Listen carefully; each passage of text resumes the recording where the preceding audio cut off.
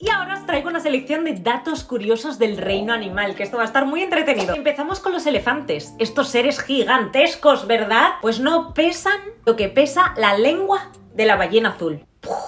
Es que el mundo acuático da miedo, ¿eh? Otro dato curioso sobre los elefantes es que no pueden saltar. ¿Lo sabías? Pero por contra, son capaces de detectar agua a 250 kilómetros. Fascinante. Si pensabas que no parabas de comer en todo el día, es porque no has conocido a un oso panda. Los osos panda se pasan 12 horas de su día comiendo. Todo el tiempo. ¡Todo el tiempo! Bueno, tengo una compañera que creo que la puedo empezar a llamar oso panda, sí. Y me preguntará por qué y le diré, investiga. Mira mis vídeos. Pero bueno, siguiendo con la alimentación de los pandas, deciros que tienen que comer 12 kilos de bambú diario para suplir sus necesidades diarias. Pero es que 12 kilos de bambú. ¿Sabéis? El bambú no pesa. Eso es mucho volumen de comida, es impresionante.